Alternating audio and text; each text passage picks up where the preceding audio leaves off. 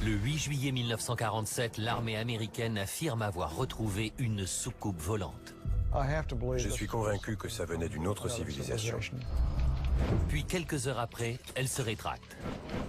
60 ans plus tard, la controverse fait toujours rage. Ça vient vraiment d'une autre planète. Ça sort tout droit d'un film de science-fiction des années 50. L'armée a-t-elle vraiment récupéré des extraterrestres et leurs vaisseaux? Il avait vu les corps. Si c'est le cas, l'armée américaine a gardé le silence sur l'un des plus grands secrets de l'histoire. Nous ne sommes pas seuls dans l'univers. C'est l'événement du millénaire. Dans le cas contraire, un simple incident est devenu une légende.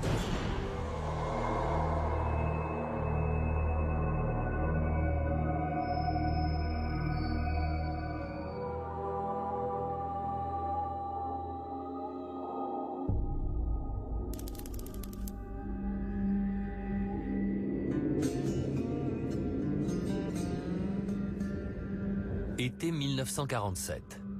Mac Brazel, propriétaire d'un ranch au Nouveau-Mexique, tombe sur des débris étranges. Il en charge quelques-uns dans sa camionnette et les emporte à Roswell, à 125 km de là.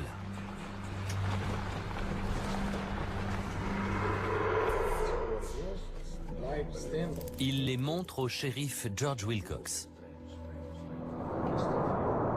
Au même moment, Frank Joyce, reporter à la radio locale, appelle le shérif en quête d'un sujet intéressant. Shérif Wilcox, Frank Joyce, quoi de neuf? Le shérif lui passe Mac Brazel. Celui-ci raconte au reporter qu'il a peut-être trouvé les débris d'une soucoupe volante. J'ai cru que j'étais tombé sur un dingo.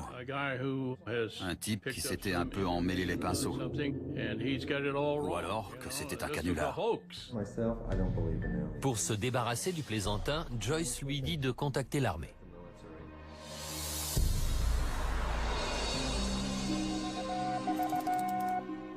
De retour avec vous, ici Frank Joyce sur KGFL à Roswell, au Nouveau-Mexique. 2 jours plus tard, Frank Joyce reçoit la visite du lieutenant Walter Haute, chargé des relations publiques pour le 509e groupe de bombardement, l'unique escadron de bombardiers nucléaires des États-Unis basé à Roswell. Il me devait un scoop. Parce que peu de temps auparavant, il avait refilé des tuyaux à quelqu'un d'autre sans m'en parler. Mais en jetant un œil sur ces infos, immédiatement, j'ai su que c'était lié au type que j'avais eu au téléphone. Le communiqué de presse déclare que l'armée de l'air des États-Unis a récupéré un disque volant dans un ranch au nord de Roswell. Frank Joyce en tire la seule conclusion possible. L'armée de l'air affirmait qu'elle avait une soucoupe volante. Ça venait forcément de l'espace. L'information vient de tomber. Le reporter annonce la nouvelle à ses auditeurs. Il tient vraisemblablement le plus grand scoop de tous les temps. C'est la seule fois de toute l'histoire des États-Unis où le gouvernement a déclaré « On a une soucoupe volante ». Headline edition, July 8, 1947. The Army Air Forces has announced that a flying disc has been found and is now in the possession of the Army. Le communiqué n'entre pas dans les détails. Il explique seulement qu'un couple des environs a vu un objet volant étrange dans le ciel le 2 juillet. Un certain commandant Jesse Marcel a recueilli les débris qui vont être transportés au quartier général de l'armée. Reprise par l'agence Associated Press, l'histoire fait le tour de la planète. Ça a été de la folie. New York a appelé, Londres a appelé. Le monde entier a voulu savoir. L'idée de disque volant ou de soucoupe volante avait déjà retenu l'attention 2 semaines plus tôt. En effet, le pilote et homme d'affaires Kenneth Arnold a affirmé avoir vu le 24 juin 9 objets volant au-dessus du mont Rainier, comme des soucoupes qui rebondiraient sur un étang. Well, at about 2:15, I took off from Chehalis, Washington, and I noticed to the left of me a chain which looked to me like the tail of a Chinese kite. They looked something like a pie plate that was cut in half with a sort of a convex triangle in the rear. Bien qu'il ait décrit des vaisseaux dont les ailes ressemblaient à celles d'une chauve-souris, l'image de la soucoupe volante s'imprime à jamais dans l'esprit du public. Au cours des semaines suivantes, des centaines de personnes aperçoivent ces fameuses soucoupes. L'annonce que l'une d'elles a été récupérée près de Roswell donne l'espoir d'éclaircir le mystère pour des millions de gens inquiets. Que sont ces vaisseaux? Comment peuvent-ils voler aussi vite? Viennent-ils d'ici ou d'une autre planète? Je suis convaincu que ça ne venait pas des États-Unis, ni d'Union soviétique. La nouvelle est telle qu'Edgar Hoover, le directeur du FBI, demande à être tenu au courant. Les mystérieux débris sont transportés par avion à Fort Worth, au Texas, pour y être analysés. 4 heures plus tard, le commandant de la base, le général Roger Ramey, tient une conférence de presse. Contrairement aux déclarations précédentes, il affirme aux médias qu'il s'agit des débris d'un ballon météorologique et non d'une soucoupe volante. Le commandant Marcel se fait prendre en photo devant des débris à l'aspect plutôt banal. Le public accepte sans broncher l'explication de l'armée. La plupart des gens ne se rendent pas compte qu'il y a 60 ans, les choses étaient très différentes. Si le gouvernement avait dit que c'était un éléphant rose, on l'aurait accepté. Du jour au lendemain, l'un des plus grands scoops journalistiques est ravalé au rang de simple entrefilet, et la chose n'aurait jamais suscité le moindre regain d'intérêt sans un témoin oculaire, dont les déclarations allaient provoquer la réouverture du dossier Roswell. Que s'est-il passé en 1947? Fin 1978, un écrivain spécialiste des ovnis rencontre le commandant en retraite Jesse Marcel, l'officier de renseignement qui avait récupéré les débris. Je suis allé lui rendre visite en Floride, où j'ai recueilli son témoignage direct. On était face à face, c'était très impressionnant. D'après le militaire, toute l'affaire a été étouffée. On a parlé d'un ballon météorologique. Les restes du ballon montrés à la presse n'étaient pas les débris d'origine et ce qu'il avait trouvé à Roswell ne venait pas de notre planète. Il y avait une espèce de feuille d'aluminium, mais on avait beau la froisser, elle se défroissait toute seule.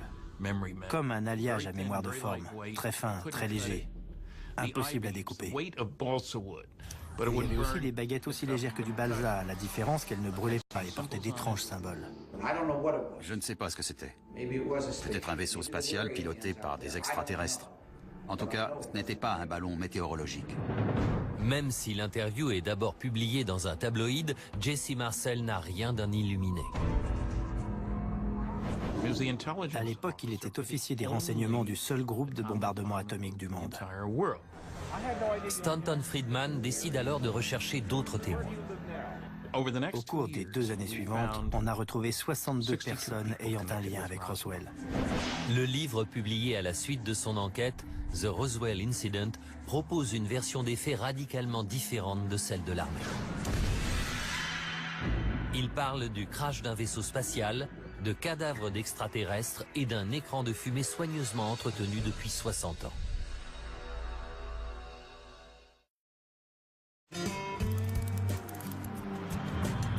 Aujourd'hui, Roswell est la capitale mondiale des ovnis.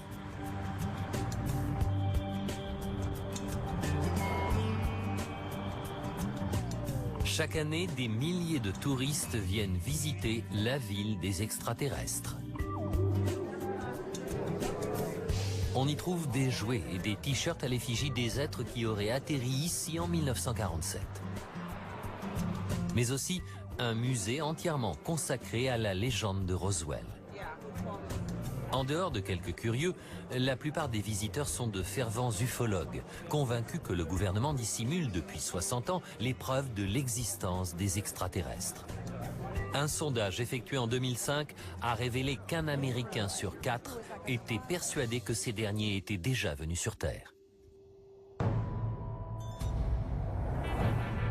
Des chercheurs en ovnis comme Dennis Balthaser reviennent année après année pour tenter de percer le mystère de Roswell. Ce qui s'est passé ici en 1947 a été étouffé. Et on en est toujours là 60 ans plus tard. Mais aucun indice matériel du prétendu crash de 1947 n'a jamais refait surface publiquement. Et les documents rendus publics n'ont rien révélé de déterminant. Les partisans de la thèse de l'OVNI sont donc obligés de s'appuyer uniquement sur les témoignages individuels. Pour moi, les témoins sont essentiels à la résolution du mystère. Quant à les faire parler, c'est une autre affaire. Depuis 1978, plus d'une centaine d'entre eux ont accepté de s'exprimer. Mais à l'instar de George Newling, beaucoup n'ont que des bribes de souvenirs. Ce que j'ai vu ne venait pas de notre monde. Âgé de 17 ans à l'époque, le soldat George Newling était mécanicien sur les B-29 à Roswell. Il se rappelle avoir aperçu quelque chose, d'après lui, un morceau d'un vaisseau spatial. Ce qui a attiré mon regard, c'est un objet qui se trouvait dans la soute à bombe. Sa couleur était fascinante. Un gris que je n'ai plus jamais revu ailleurs. Les témoignages comme celui-ci, recueillis des décennies après l'incident, ont été rassemblés dans une série d'ouvrages à sensation qui entretiennent la légende de Roswell. Donald Schmitt, un postier devenu ufologue, se passionne pour ce mystère depuis près de 30 ans. Ses nombreux livres ont fait de lui un des plus ardents défenseurs de la légende de Roswell. Après avoir entendu plusieurs témoins, il est persuadé que le gouvernement a bien récupéré les restes d'une soucoupe volante en juillet 1947. Tous les témoins le disent. C'est le premier communiqué de presse qui était vrai. C'était bien une soucoupe volante. Pour les ufologues, ces récits sont la meilleure preuve que des extraterrestres sont venus à Roswell, une théorie contestée par les scientifiques. Les récits des témoins oculaires ne sont pas fiables. On le sait grâce aux études très nombreuses effectuées dans les années 90 sur les faux souvenirs, c'est-à-dire les souvenirs d'événements qui n'ont jamais existé en réalité. À l'origine de toute cette légende, il y aurait l'événement censé avoir attiré l'attention des extraterrestres sur nous. Quel est le signal spécifique qui continue de se propager à travers notre galaxie? Celui de la première explosion atomique, en juin 1945.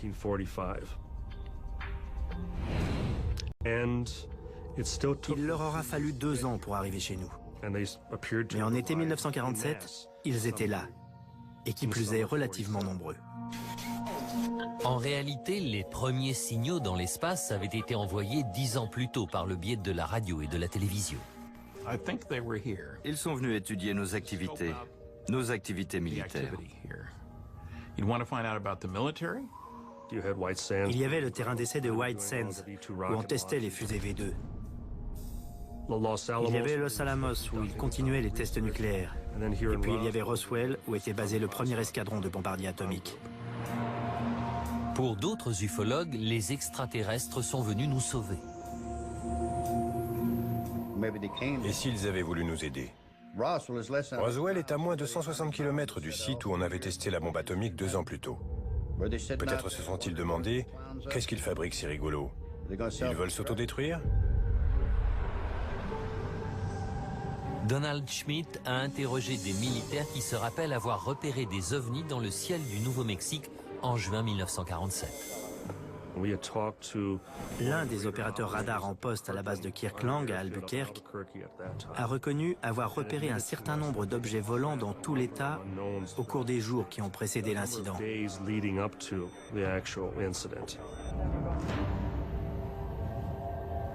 Compte tenu du nombre d'ovnis qui sillonnaient le ciel à ce moment-là, ça n'a rien d'aberrant que l'un d'eux se soit écrasé.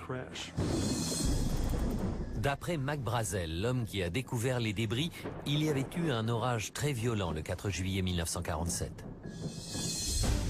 Il avait raconté à des amis qu'entre les coups de tonnerre, il avait entendu comme une explosion. D'après la légende, un des vaisseaux spatiaux aurait été touché par la foudre et aurait subi des dégâts importants. Des débris de l'engin seraient tombés sur le terrain de Mac Brazel, tandis que le vaisseau lui-même se serait écrasé au sol à 55 km de là. Vous les avez trouvés où? Là-bas, tout était dispersé. Quand la nouvelle parvient à la base de Roswell, l'armée dépêche sur place 2 officiers des renseignements chargés d'évaluer et de ramasser les débris. Le commandant Jesse Marcel et le capitaine en civil Sheridan Cavitt remplissent plusieurs sacs. Cette nuit-là, le commandant Marcel en rapporte quelques-uns chez lui pour les montrer à son fils de 11 ans, Jesse Jr. Je lui ai demandé, « Tu me réveilles uniquement pour me montrer des déchets ?» Et il m'a répondu, « Non, regarde bien parce que tu ne verras plus jamais ça. Je pense que ce sont des morceaux de soucoupe volante. »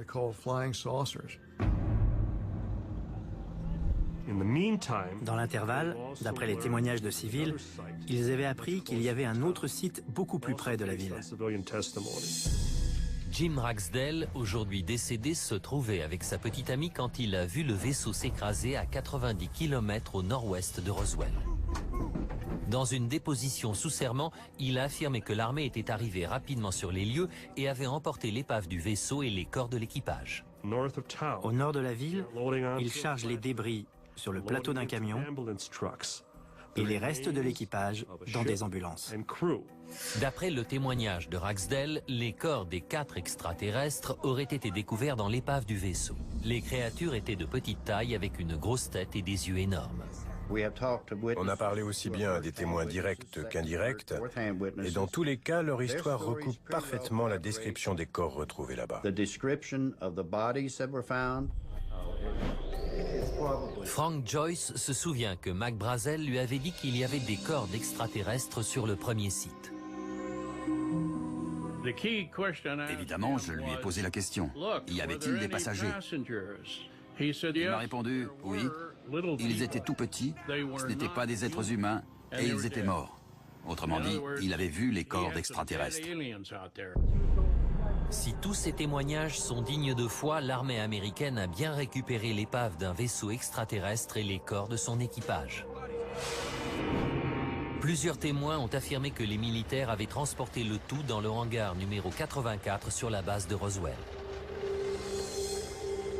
On nous a raconté que des soldats armés montaient la garde autour du hangar, où se trouvaient l'épave et les corps.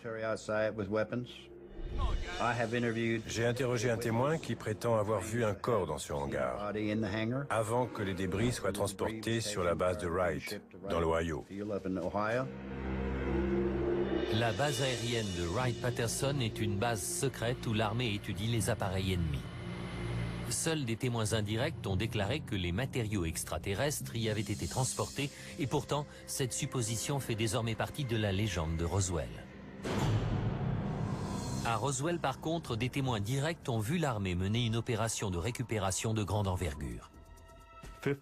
Entre 50 et 60 soldats ont ratissé le terrain à 4 pattes, épaule contre épaule, pour ramasser le moindre fragment de l'épave. D'aucuns prétendent aussi que les militaires ont fouillé les bureaux des médias pour tenter d'étouffer l'affaire. Nous avons de nombreux témoignages de gens qui travaillaient dans les stations radio et dans les journaux, qui décrivent comment les militaires sont passés partout, mettant les bureaux et les classeurs sans dessus-dessous. D'après les ufologues, un certain nombre de témoins, dont Mac Brazel, ont été menacés et contraints de se taire. Quand on l'a enfin autorisé à rentrer chez lui, il a dû jurer de garder le secret. À son retour, c'était un homme brisé. Il est clair que le gouvernement a pris des mesures extrêmes pour empêcher les gens de parler. Cela explique que la légende de Roswell soit née seulement à la fin des années 1970, près de 30 ans après les faits. Bizarrement, cette légende reprend exactement le même scénario qu'un canular monté dans les années 1950. Simple coïncidence ?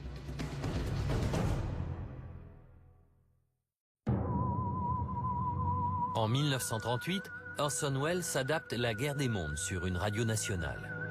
Son programme est si convaincant que des milliers d'Américains terrifiés s'enfuient dans les rues, persuadés que l'Amérique est attaquée par des robots martiens. Sur le principe, c'est le même phénomène que l'hystérie de masse. On implante une idée dans l'esprit de certaines personnes, cette idée est propagée par les médias, les gens l'entendent, commencent à en parler et la panique gagne.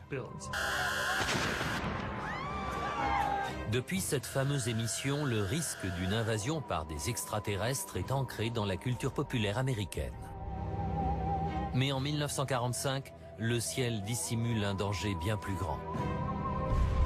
La crainte d'une guerre nucléaire est devenue très réelle. C'était le début de la guerre froide. On avait peur des Russes, des bombes à hydrogène et des attaques en tout genre.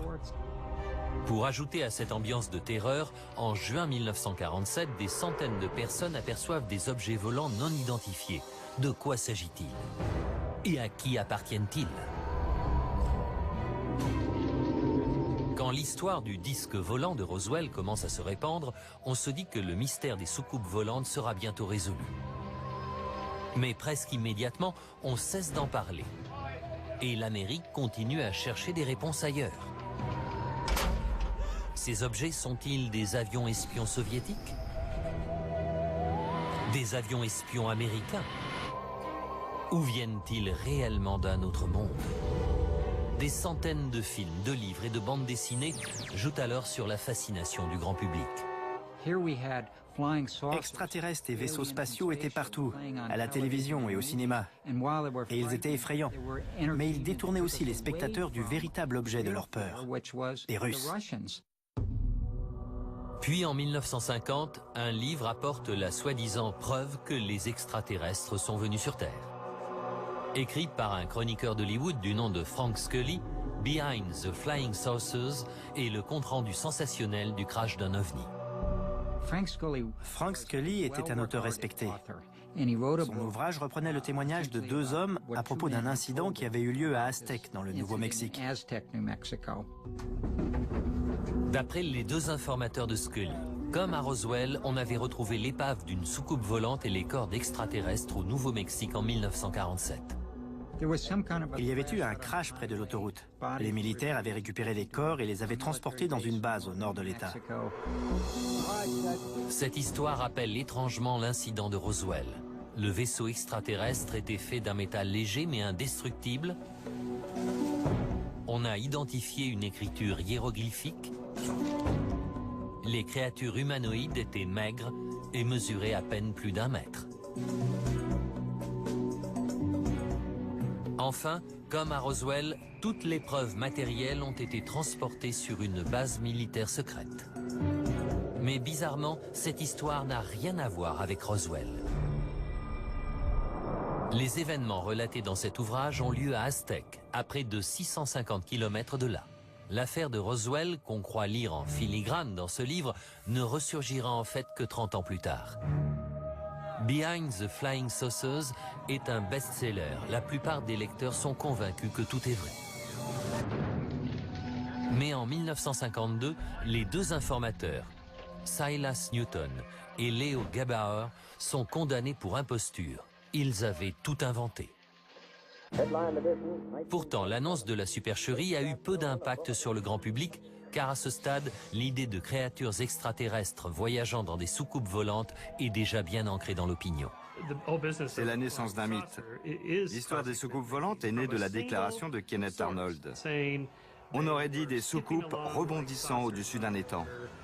À partir de là, tous les auteurs de science-fiction et les réalisateurs se sont dit « Construisons une maquette qui ressemble à une soucoupe ». Autrement dit, la science-fiction est devenue un fait scientifique. De nombreux films de science-fiction des années 1950 ont été tournés dans les déserts du Nouveau-Mexique, où de nombreux projets top secrets ont vu le jour.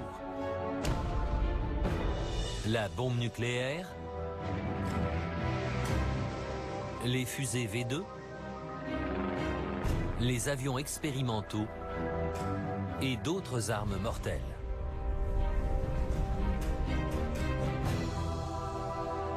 Tous ces programmes étaient mis au point dans le secret le plus absolu.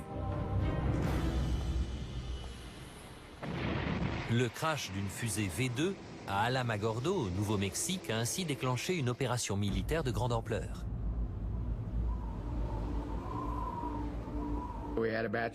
On a envoyé un convoi de GI ratisser le terrain où le crash avait eu lieu. Évidemment, certains curieux avaient ramassé des morceaux de métal en disant « ça me fera un souvenir ». L'armée a donc fait du porte-à-porte pour récupérer le moindre bout de l'épave. Le secret qui entoure ce type de projet finit par éveiller les soupçons du public. Et la science-fiction se met à dépeindre les militaires sous les traits des méchants. Puis, dans les années 1960, c'est la guerre du Vietnam. La première guerre que les Américains ne sont pas sûrs de gagner. Les pertes humaines énormes et les opérations clandestines transforment l'image que les Américains avaient de leur gouvernement. Les scandales liés à Richard Nixon ne font qu'accroître la méfiance croissante de la population. Le gouvernement ne chercherait-il pas à étouffer autre chose, voire à dissimuler l'existence d'extraterrestres?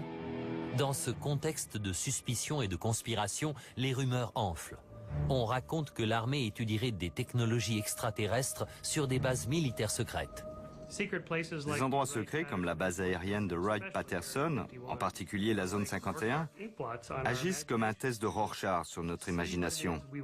On a envie d'aller voir ce qui se cache derrière, alors qu'on sait justement qu'on n'y aura pas accès. Comment savoir? Et là, l'imagination se déchaîne. Pour leur part, les ufologues sont intimement convaincus que le gouvernement a dissimulé un vaisseau extraterrestre et les corps qu'il contenait. Quelque chose s'est écrasé et a été récupéré. Et quoi que ce soit, le gouvernement l'a toujours. Livres et films à sensation dénoncent une opération militaire de désinformation. Mais même si les ufologues ont exigé que le gouvernement rende public ce qu'il sait sur les extraterrestres, aucune information déterminante n'a jamais été révélée. Le SETI est un programme scientifique indépendant qui fouille l'espace à la recherche du moindre signal d'une intelligence extraterrestre. Nous n'avons pas trouvé de signal indiquant qu'il y ait quelqu'un dans l'espace. Est-il possible que les extraterrestres aient eu connaissance de l'existence de la Terre dans les années 1940? Pour Seth Shostak, l'idée que des extraterrestres aient perçu les explosions atomiques en 1945 n'est guère plausible. Ça voudrait dire qu'ils ne seraient pas à plus d'une année-lumière de nous. La lumière de l'explosion aurait mis une année-lumière pour parvenir jusqu'à eux, et ils auraient mis le même temps pour arriver ici, car ils ne peuvent pas voyager plus vite que la lumière. Ça fait donc 2 années-lumière pour expliquer leur présence en 1947. Or, il n'y a aucune étoile à une année-lumière du Soleil. Quelle que soit la vérité sur Roswell, le fait est qu'à partir de juin 1947, des ovnis ont été aperçus un peu partout en Amérique. Un an plus tard, le Pentagone réagit en lançant une enquête visant à rassembler les témoignages civils et militaires. C'est le projet Blue Book. En juin 1948, un comité consultatif du projet se réunit en secret pour discuter des résultats de l'enquête. Lors de cette réunion, le colonel Howard McCoy, chef du renseignement de l'armée, confirme que l'armée n'a jamais récupéré la moindre soucoupe volante. Il a déclaré une chose qui met à mal toute la théorie de Roswell. Je le cite. Nous donnerions beaucoup pour qu'un crash ait réellement eu lieu dans cette zone et que nous ayons pu récupérer ce qu'il y avait. Si un tel accident avait eu lieu à Roswell, les opérations de récupération auraient certainement engendré une paperasse militaire énorme. Or, on n'a jamais retrouvé le moindre document qui confirme la thèse d'un ovni. Seules les nombreuses déclarations des témoins peuvent être avancées comme des preuves. C'est très curieux cette longue liste de témoins. Ils ne se sont pas manifestés avant les années 80 quand on a commencé à parler de l'incident de Roswell, la Mecque de l'ufologie. Ça en dit long sur la fabrication d'un mythe moderne. En 1989, l'annonce que des corps d'extraterrestres avaient été retrouvés sur le site de l'accident fait sensation. Mais pourquoi cette annonce a-t-elle eu lieu 40 ans après les faits? Le premier à mentionner ces cadavres est Glenn Dennis, entrepreneur de pompes funèbres à la retraite. Glenn Dennis travaillait au funérarium Ballard. Il connaissait une infirmière de la base militaire qui avait été chargée de prendre des notes lors de l'autopsie d'un corps. Cette infirmière avait dessiné le visage et les mains de l'extraterrestre, dessin qu'elle avait donné à Glenn Dennis. L'infirmière et le dessin original n'ayant jamais été retrouvés, cette déclaration reste sujette à caution. Glenn Dennis a reproduit le dessin. Seth Shostak s'étonne que la créature soit aussi humanoïde. Il y a peu de chances pour qu'il nous ressemble. Par contre, dans un film ou une série télé sur les extraterrestres, mieux vaut qu'il ressemble aux humains, sinon le public ne se sentira pas concerné. D'après Frank Joyce, Mac Brazel aurait lui aussi affirmé qu'il y avait des cadavres d'extraterrestres sur les lieux du crash. Je me rappelle, il m'a dit au téléphone qu'il avait vu les corps d'extraterrestres. En revanche, le commandant Jesse Marcel, qui était persuadé que les débris venaient d'une autre planète, n'a jamais parlé de cadavres. Mon père n'en a pas vu, ou alors il ne m'en a jamais parlé. S'il y avait eu des corps, il l'aurait certainement fait savoir. Même le milieu des ufologues est partagé sur ce point.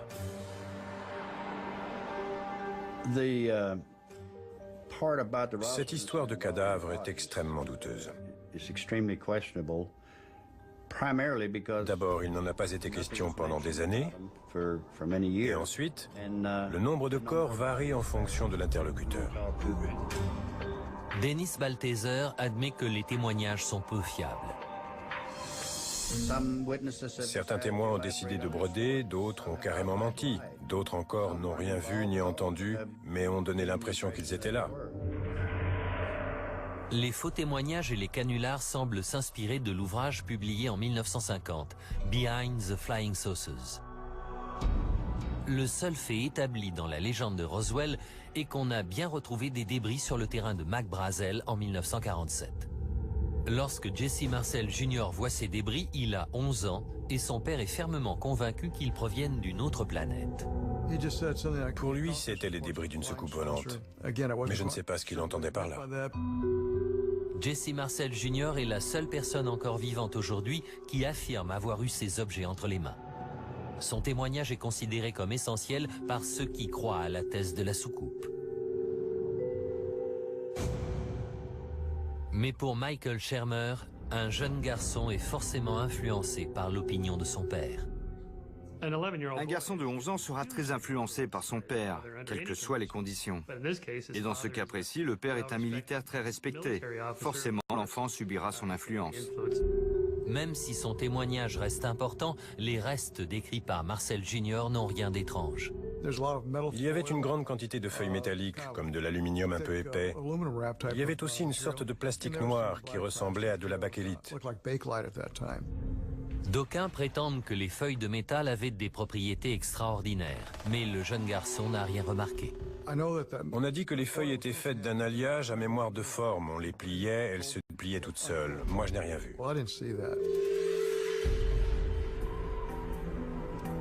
D'après d'autres témoins clés comme Mac Brazel, les débris étaient d'allure très banale.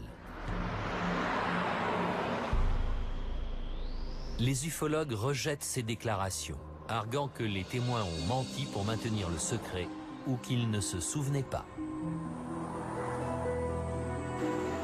En outre, en 1978, le commandant Marcel affirme que les restes qu'il avait ramassés ont été échangés contre ceux d'un ballon météorologique. Jusqu'à sa mort, le commandant Marcel a répété que ce n'était pas ce qu'il avait rapporté de Roswell. Cela expliquerait pourquoi les vestiges que le public a découverts sur les photos de presse ressemblaient plus à un ballon météo qu'à une soucoupe volante. Mais d'après un nouveau témoignage de son fils, le commandant Marcel pensait que les journalistes avaient quand même vu des morceaux du vaisseau. Il a dit une chose très curieuse, à savoir que les reporters n'avaient vu qu'une petite partie du véritable vaisseau. Voulait-il dire qu'au milieu des restes d'un ballon météorologique, il y avait quand même des débris de l'engin?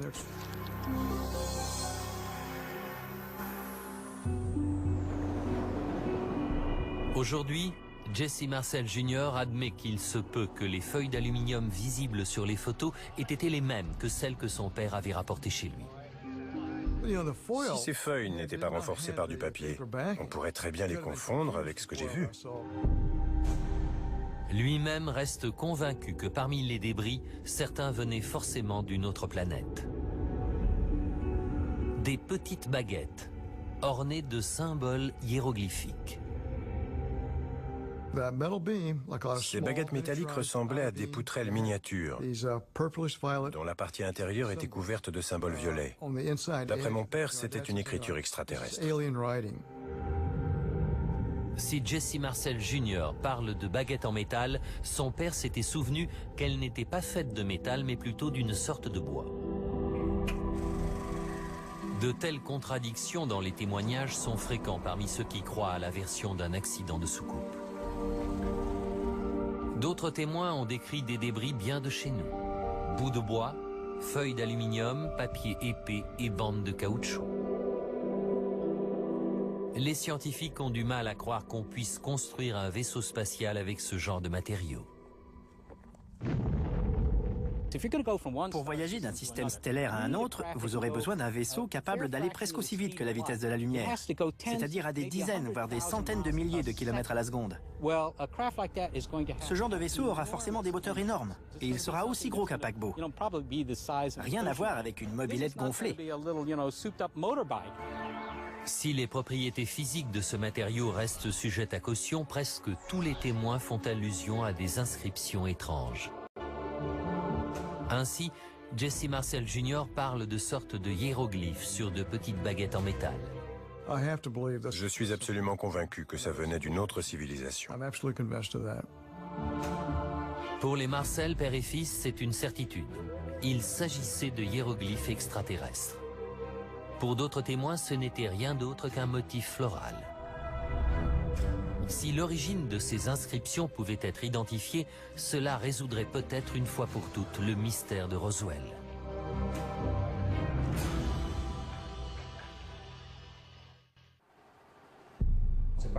Il est temps que les gens sachent qu'il s'est passé quelque chose d'étrange cette nuit-là.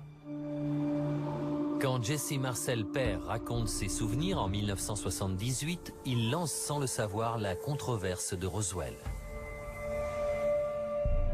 Sous l'influence des écrivains spécialistes des ovnis, l'histoire devient alors un véritable mythe. Pourtant, ces auteurs ne sont pas d'accord sur de nombreux détails. Ainsi, le lieu de l'accident, l'identité des témoins oculaires et le nombre de corps retrouvés varient d'un livre à l'autre. La version de l'armée, qui a toujours prétendu que les débris provenaient d'un ballon météorologique, est elle aussi mise en doute. En 1947, Mac Brazel avait affirmé qu'il avait déjà vu des restes de ballons et que ceux qu'il avait découverts étaient différents. Pendant toutes les années 1980, l'éventualité d'une manipulation alimente la légende. Puis, au début des années 1990, deux spécialistes des ovnis, Flock et Todd, déterrent les rapports d'une mission classée top secret oubliée depuis longtemps. Ils offrent une explication plus simple et plus terrestre au mystère de Roswell.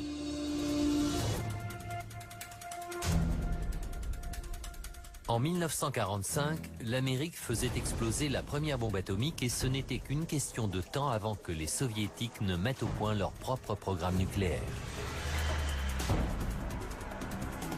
En 1947, débutent les essais d'un programme d'espionnage américain baptisé Projet Mogul. Ce programme ultra secret avait pour objectif d'espionner les essais atomiques soviétiques. Mogul était tellement secret qu'on ne connaissait même pas son niveau de classification. En fait, il était classé 1A, soit le même niveau que le programme de la bombe H. Le projet Mogul consistait en un train d'une cinquantaine d'énormes ballons de haute atmosphère équipés de systèmes de réception appelés transpondeurs. Dans la haute atmosphère, le son se déplace beaucoup plus rapidement. En théorie, il est donc possible d'y détecter une explosion nucléaire, même depuis l'autre bout du monde. Je sais que ça marche, parce qu'un jour, j'ai vu un magnifique signal en provenance du Pacifique. C'était une explosion nucléaire américaine que j'ai détectée ici au Nouveau-Mexique.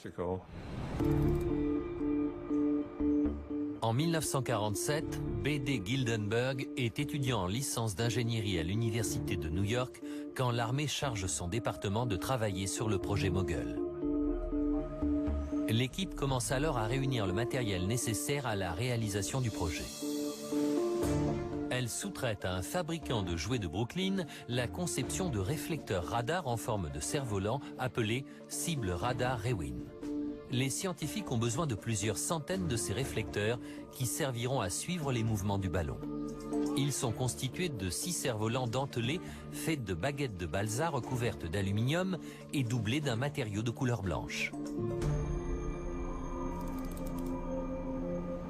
En juin 1947, l'équipe de l'Université de New York se rend sur le terrain d'essai de White Sands avec tout son matériel. En plein désert, loin de tout, ils testent le décollage de leur nouveau ballon top secret. C'était la première fois qu'on utilisait des ballons à niveau constant aux États-Unis. Par conséquent, on tâtonnait encore pas mal. Le 4 juin, l'essai numéro 4 a lieu en milieu d'après-midi. Mais à cause de la couverture nuageuse, les radars et l'avion d'observation de l'équipe perdent le train de ballon, qui dérive en direction du nord-ouest, vers Roswell. L'ensemble mesure un peu moins de 200 mètres.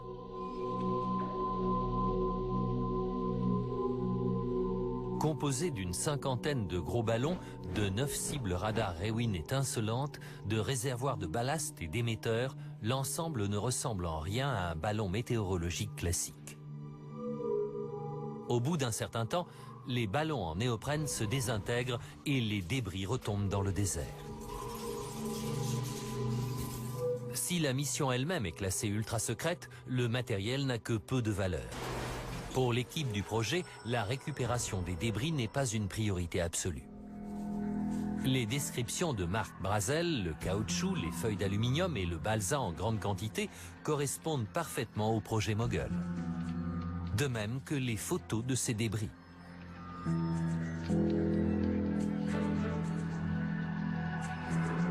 Pourtant, Jesse Marcel Jr. reste persuadé que les hiéroglyphes qu'il a vus 60 ans plus tôt ne viennent pas de notre planète. Les baguettes ne ressemblaient à rien de connu. Ça venait d'une autre civilisation. Il n'y a en effet aucune raison pour que les ballons du projet Mogul aient été ornés de hiéroglyphes mystérieux. Mais un examen plus approfondi des dessins des réflecteurs radars fournit un indice révélateur. L'aluminium renforcé de papier devait être fixé au cadre en balsa par de la colle et du ruban adhésif.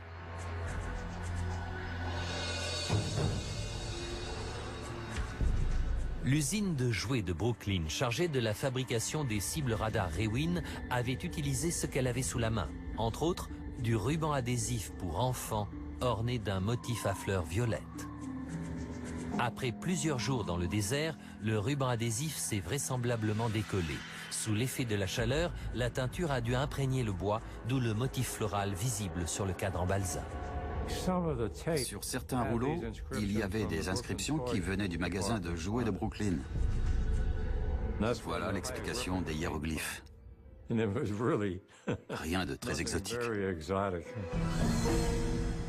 Aux yeux des scientifiques, Roswell n'est aujourd'hui rien d'autre qu'un mythe.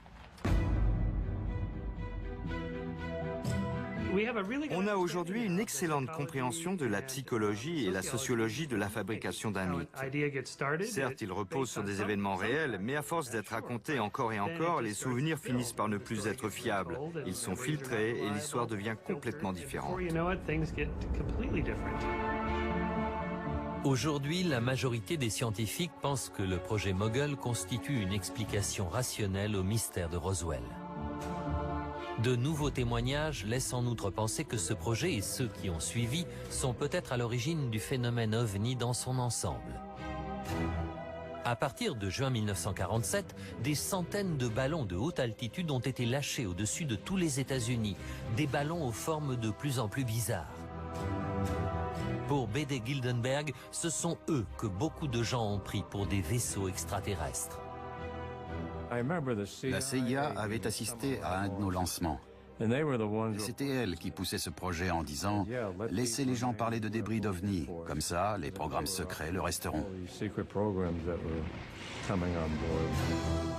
Mais si Roswell n'est rien d'autre qu'un mythe, Pourquoi un quart des Américains y croient-ils à ce point?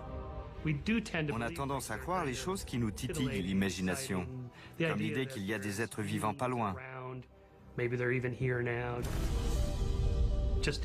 même en orbite dans des vaisseaux furtifs. Ils nous observent, ils veillent sur nous, c'est très séduisant. Mais quand il s'avère que c'est faux, il faut passer à autre chose. Que savons-nous donc désormais sur l'incident de Roswell? Les débris que Mac Brazel a découverts n'étaient effectivement pas ceux d'un ballon météorologique. Le gouvernement a réellement étouffé la vérité, car le projet Mogul était un programme d'espionnage classé 1A crucial pour la sécurité nationale. L'affaire a provoqué une certaine agitation, parce qu'en dehors de l'équipe du projet, personne n'avait jamais vu un ballon de ce genre. Les militaires basés dans la région ont probablement réagi de façon excessive, car ils ignoraient à quel point le projet ou le matériel était sensible. Aujourd'hui encore, Wright-Patterson est une base aérienne top secret où l'on étudie de mystérieux engins, mais il s'agit d'avions étrangers et non de vaisseaux extraterrestres. Pour les ufologues, le projet Mogul n'est qu'une fausse piste, un écran de fumée habilement produit par le gouvernement. Ils restent convaincus qu'un dossier secret retraçant une histoire incroyable est enfermé quelque part. Pour eux, un vaisseau extraterrestre a traversé la galaxie pour sauver l'humanité, mais s'est écrasé dans le désert non loin de Roswell. Ils refusent d'accepter le fait que Mac Brazel n'est tombé que sur les débris d'un projet militaire top secret, en partie fabriqué avec du ruban adhésif à motif. En fin de compte, le vrai mystère de Roswell est peut-être le fait que tant de gens aient voulu croire à quelque chose d'extraordinaire.